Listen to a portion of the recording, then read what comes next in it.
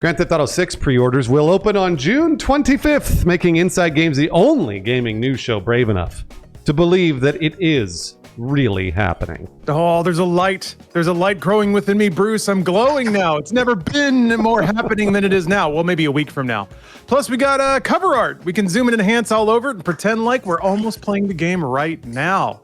But an official pre-order does mean a few things. What are those, Brian? Yeah, for starters, it's even less likely the game will be delayed now from its November 19th release date. I mean, yeah, when they set a date, I mean, not that it's never happened, but less likely that they'll roll it. And even more enticing than that, we'll finally know how much this game will cost. That $120 or whatever it is. I'm gonna play a game at the end of this episode, just so you know, to find out what your guys' predictions are for the price. I'm excited.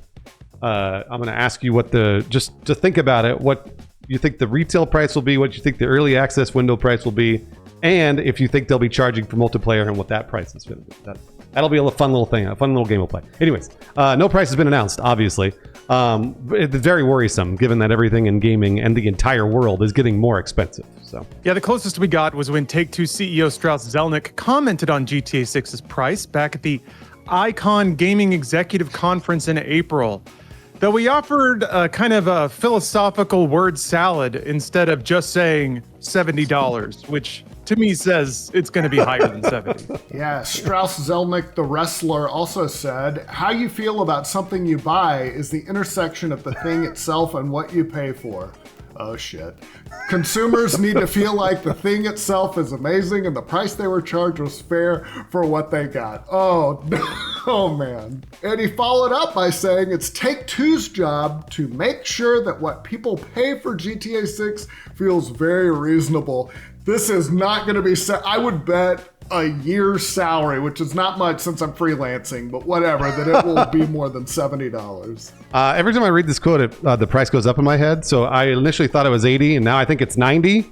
And then I'm going to read it again later and it's going to be $100. We got more GTA 6 goodies today, apart from the pre-order date, which is great. Rockstar also revealed the game's official cover art and updated the GTA 6 website. The new flyover video of Vice City at sunset. It's beautiful. Yeah, there's not a lot to say about this flyover video apart from marveling at how pretty it is. Excellent colors. I did see some people kind of picking apart some aspects that, like, the ray tracing cut off on the reflections in the water. You can kind of tell when it's cutting off the reflections and stuff. So yes, it is a computer game and there are some computer graphics that you can see. But apart from that, man, just aesthetically, unless you're like analyzing all the pixels, looks great. Yeah, the cover art, though, we can pick apart a little bit more. Some of the characters depicted here have already been announced, like the protagonist, Jason and Lucia, who are embracing, with a gun, of course, in the top center. And you've also got strip club owner and music producer Booby Ike in the center right, and career bank robber Raul Batista in the bottom center. And then IGN spotted this fun detail. Raul is holding a Duke assault rifle, a weapons manufacturer from the Red Dead Redemption game series. That's interesting. Raul Duke was also an alias of Hunter S. Thompson. Okay, I didn't know that. Thank you very much, Brian. Apart from all of that, the rest of the characters depicted seem like more generic representations of the Leonidan lifestyle. The babe on the center left certainly draws the eye, of course, because she's meant to, though she hasn't really been named or described in pre-release materials, as far as we know. Yeah, I think she just might be cover art babe. She's holding the same spot that the unnamed blonde was in the GTA 5 cover art. And here's a fun story from history. That's the character that prompted a 2014 lawsuit from actress Lindsay Lohan, who accused Rockstar Games of copying her, quote, bikini, shoulder-length blonde hair, jewelry, cell phone, and signature peace sign pose.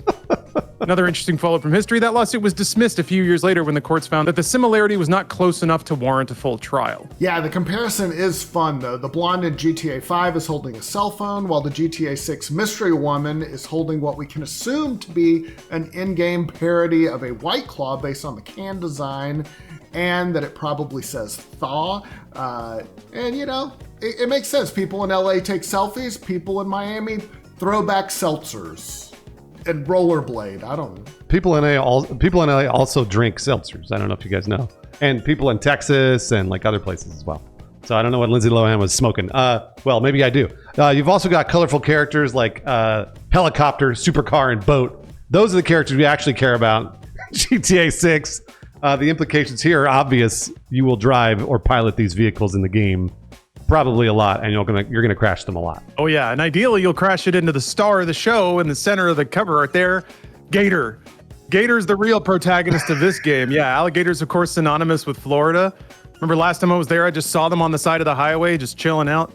To me, I don't know, a gator is quintessential Florida. It just sits there and bakes in the sun until anything disturbs it, and then it gets violently angry for about 30 seconds and then goes right back to just chilling out. So who knows? Maybe its depiction next to the car and the boat means we'll be able to throw a leg over one and pilot it around just like a car. That'd be fun. There's not much to say here for this story other than in a week we're going to be reporting on sales numbers when they talk about how many they sold. But I wanted to play a fun little game with these guys, Lawrence and Brian. I want you guys to predict in a week what you think the pre-order price will be just for retail. Let's just say retail. Then we're going to say an early access period, because I'm pretty sure there's going to be an early access period as well. How much you think that'll add in addition. And then also, if they charge for multiplayer, how much it'll be. So, Brian, let's go first. Brian, you tell me what your predictions are for those. I want to say 80, but I feel like they're going to go a little bit higher. I'm going to say 80, 85. I think they're going to split the difference between 80 and 90. And I think pre-order, I think you're looking higher. Yeah, I think that's a $90 thing. And gosh, will they charge for multiplayer? I'm going to say no. I think they want to get their new GTA Online going. I think GTA 6 is going to be huge. I think they want to squeeze us, but they want a lot of people playing. So no, free online. That'll be the big selling point. This is why this game's $85. I like that, Brian, a lot. Lawrence, your turn. I'm with you, Bruce. Every time I hear that quote from Strauss Zelnick, the price goes up in my head. So now I think the normal retail base version of the game, $89.90 basically. And then I think there will be some deluxe version with 3 days early access, maybe more, for $119. I think like $120 is probably the premium price for this game. And then for multiplayer, I don't know. I don't think they would charge for it because they didn't for GTA Online, and that really worked out for them. So whatever multiplayer they have will probably be free. It'll be monetized to hell.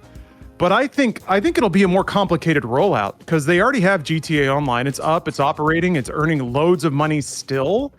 So I can't really see them rolling out a new version of GTA Online that competes with or doesn't integrate with GTA Online as it is. And they've kind of done some upgrades and revamps to online over the years, things that seem like a technical back-end update. So I don't know. I'm expecting something a little more complicated with GTA Online. Maybe they find a way. I don't even know if this is technically possible, but gosh, and then there's the PC problem because it's online is running on PC, but GTA 6 won't be on PC to start. So I don't know. What I imagine is in an ideal and perfect world, they find a way to merge it. Like maybe you can go from Los Santos to Vice City via an airport or something like that. And so both of these spaces exist and they're both monetized in the same way. And this way it's like a value add to GTA 6, so they sell more copies and all that stuff. But something like that is a pretty huge technical undertaking to add a bunch of content like that to an existing service that's already monetized and buried under loads of nested systems. So that would probably take a really long time. I'm guessing this is well beyond what you asked, Bruce. Sorry to dump, but I think... No, this is great. This is great. The way I game this out in my head is they launch it on console, they get all their money. They launch it on PC, they get all their money. And then maybe like 1.5 years after PC launch, then there's this huge GTA Online 2.0 update or something like that adds Vice City to this online persistent world and a bunch of GTA 6's assets and stuff to GTA Online. But for all I know, that's technically impossible. I have no idea. On the back end, it's possible that the dev tools are on two entirely different forks and everything they've made for GTA 6 can't be rolled back into online. So it really depends on how they've managed their tech in the last decade. And something like that, if it did happen that way, would be pretty incredible. And I think a kind of a first in video games for a legacy service game to get such a huge update and to get rolled into a new service. But if anyone can do it, Rockstar can. They've got the time and the money. So part of me thinks they've been gaming this out, but I think we're maybe 2 to 3 years away from whatever the online component for GTA 6 will be. But what I think they will do is just put a bunch of promo for GTA Online in GTA 6. So you're playing 6, you download online, you play that, and maybe there's some kind of like login cross bonus where stuff you do in 6 gets you rewards in online. So there will still be some like cross promotion there. But yeah, I think for the full whatever multiplayer variant of GTA 6, I think we're a few years away, but it will be monetized, but probably free. Man, I completely agree with you. It makes a lot of sense. Really, really smart to say that they in 2 years' time they merge the two onlines. So I'm gonna completely go a different direction and say they're gonna make it as simple as possible and make you pay a shitload of money. So here's what I think. I think the retail is gonna be 80, which everyone will be like, oh, thank God it's only 80. But I think the early access period will be 5 days and it'll be an extra $40. So I think it'll be $40. We'll add it on from 80 to 120. And then only to break from Lawrence's theory, because I actually think Lawrence's theory is probably correct. But I do think that if they launch multiplayer and it's a completely separate multiplayer GTA 6, I think it's going to be a subscription-based service. I think that's going to be like a $10 a month. You get to do whatever you want. They'll still do microtransactions, of course. But I do think it'll be a subscription-based service that they launch in a month or whatever, 2 months after GTA 6, the single player comes out. And then what Lawrence said is true. I think then they'll merge the two after making money and putting in PC and all that stuff. Just for fun.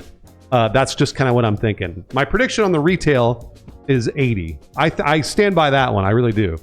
But the online stuff is really fun to think about. And I think Lawrence did a great job about thinking about all these things that I was like, oh, this makes a lot of sense now, the way Lawrence was saying. So yeah, that's pretty devilish, Bruce. Now that you've mentioned that, maybe GTA Online is free, and you can go to Vice City, but you have to be a GTA Plus subscriber to get on that plane. So there's this whole half of the game that they put behind the paywall. Damn, that would be raw. Ugh, I don't want to think about that. Well, I think that's all we got to say about GTA 6. Now for a game that probably won't cost $90. I went to Summer Game Fest a couple of weeks ago, saw a ton of indie games. So just like last year, I'm going to sprinkle in some quick shot previews into the episodes as we go. Today, this was a game I was really excited to see, Grave Seasons. This is a spooky farming game, which I thought was a great idea off the top, mixing like kind of horror elements with basically your Harvest Moon setup. So in the game, you inherit a farm, you come in, you gotta fix it up, you gotta grow some crops, you got a town full of hot, attractive people that you can give carrots to until they fall in love with you. But there's an interesting meta structure to this game. So this is basically a murder mystery plus a farming sim. You have the 4 seasons, you have a year in game to solve this murder mystery. Along the way, there is both a human killer and a supernatural killer loose in this quaint, humble town. And in any given day, you have to balance farming and like keeping your farm alive and making money with investigating this murder. And your efficiency in investigating the murder will determine whether or not NPCs in the village live or die throughout the course of the game. So it's kind of a neat idea. And there's multiple setups, basically. There's like maybe, I think the PR person I was talking to mentioned like 4 or 5 different possible killers that all have a bespoke narrative attached to that run. And the game doesn't tell you which one you get when you start the game. So eventually you have to like find it organically as you go. But the neat part is, I think that kind of in hybridizing this kind of Harvest Moon approach with a spookier murder mystery, is that as you're playing, the NPCs that you're interacting with can get killed along the way, sometimes right in front of you. And there might be an NPC that you're romancing a little bit, you're handing them carrots and potatoes, and then they either get killed right in front of you or they turn out to be the killer, which is a fun twist for a game like this that usually has you buying into these relationships and stuff like that. So I thought that was a really fun twist. The intersection of like a gory murder scene, because I saw one of those, just blood splattered all over the walls, is a really fun mix with this cutesy kind of isometric pixel art style. So I don't know, when I look at this game, now that I understand a little more about it, it makes a lot of sense. I feel like there are some video game sickos out there who will really enjoy this intersection of like cozy farming plus grisly murder mystery. Specifically, there are some ladies out there, you know, who like true crime, but also like cozy games. So I think there's a certain market out there, and myself included, that really like this particular mix of like cute, but also pretty grim and dark. So I don't know, that's a fun mix. I've always liked the idea of mixing a farming game with something else. I think Rune Factory kind of did like farming plus dungeon exploring. So farming plus murder mystery, really fun mix. I really like the idea of there being like multiple scripted paths.